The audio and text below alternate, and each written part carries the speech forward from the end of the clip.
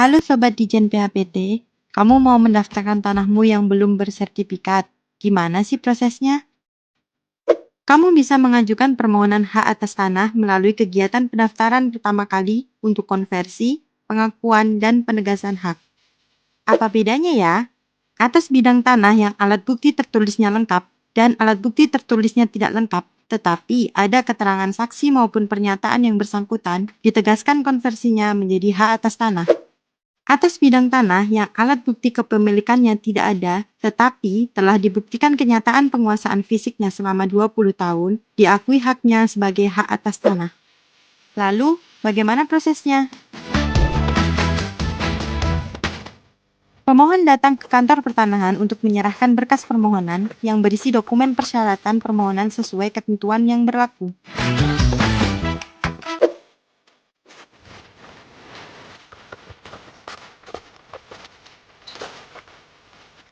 Petugas loket menerima berkas permohonan yang disampaikan oleh pemohon dan selanjutnya melakukan pemeriksaan dan mencocokkan dokumen yang telah disampaikan pemohon dengan persyaratan yang ditetapkan sesuai dengan ketentuan.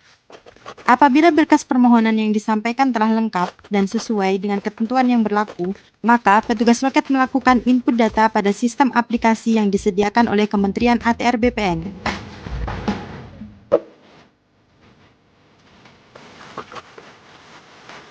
Setelah berkas permohonan dinyatakan lengkap, petugas loket menerbitkan surat perintah setor sebagai dasar pemohon melakukan pembayaran PNBP untuk layanan pertanahan.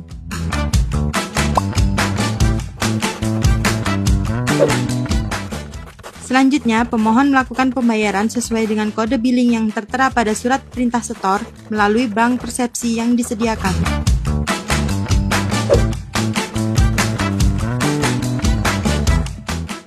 Perlu diingat bahwa PNBP yang disetorkan masyarakat melalui bank persepsi langsung kepada pemerintah. Pemohon harus mewaspadai apabila ada permintaan pembayaran layanan pertanahan yang ditujukan kepada rekening pribadi.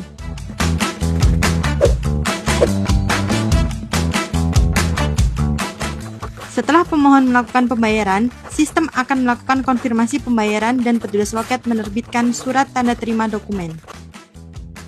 Surat tanda terima dokumen ini merupakan dokumen resmi kegiatan pendaftaran tanah yang diterbitkan kantor pertanahan sebagai bukti bahwa berkas permohonan telah diterima oleh kantor pertanahan yang berisi nomor berkas permohonan yang dapat digunakan untuk pelacakan posisi permohonan yang telah diajukan.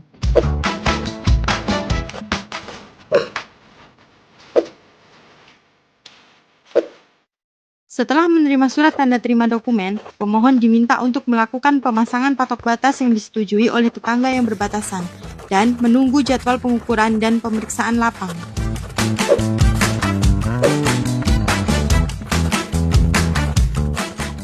Berkas yang telah diterima dilakukan analisa lebih lanjut untuk persiapan kegiatan pengumpulan data fisik berupa pengukuran serta pengumpulan dan penelitian data yuridis berupa pemeriksaan lapang. Selanjutnya, petugas kantor pertanahan akan menjadwalkan kegiatan dimaksud serta memberitahukan kepada pemohon. Petugas kantor pertanahan datang ke lokasi bidang tanah untuk melakukan kegiatan pengumpulan data fisik serta pengumpulan dan penelitian data yuridis. Perlu sobat ketahui bahwa pada saat kegiatan ini harus dihadiri oleh pemohon, tetangga yang berbatasan atau kuasanya, dan didampingi oleh perangkat desa setempat. Kegiatan pemeriksaan lapang ini sangat penting ya sob. Jadi, pastikan kamu selaku pemohon dan pihak-pihak yang berkepentingan hadir. Setelah bidang tanah dilakukan kegiatan pengumpulan data fisik serta pengumpulan dan penelitian data yuridis, maka dilanjutkan dengan pengumuman yang memuat data fisik dan data yuridis bidang tanah yang dimohonkan haknya untuk memberikan kesempatan bagi pihak yang berkepentingan mengajukan keberatan atas data fisik dan yuridis mengenai bidang tanah yang dimohon pendaftarannya.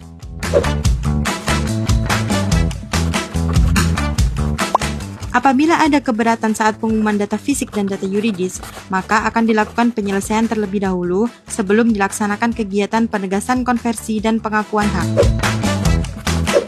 Setelah jangka waktu pengumuman berakhir, maka data fisik dan data yuridis disahkan oleh Kepala Kantor Pertanahan dan berdasarkan berita acara pengesahan data fisik dan data yuridis, selanjutnya dilaksanakan kegiatan penegasan konversi dan pengakuan hak oleh Kepala Kantor Pertanahan.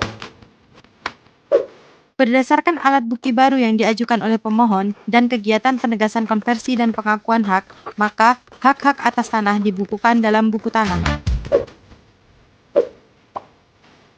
Terhadap hak-hak atas tanah yang sudah didaftar dalam buku tanah dan memenuhi syarat untuk diberikan tanda bukti haknya, maka akan diterbitkan sertifikat hak atas tanah oleh Kepala Kantor Pertanahan. Setelah sertifikat terbit, kepada pemohon diberikan notifikasi bahwa sertifikat elektronik telah ada pada berangkas elektronik masing-masing pemegang hak. Dan apabila pemegang hak ingin mendapatkan salinan resmi sertifikat elektronik yang dicetak dalam secure paper, maka kepada pemegang hak akan diberikan salinan resmi sertifikat elektronik tersebut. Mudah bukan? Jadi, ayo urus sendiri sertifikatmu.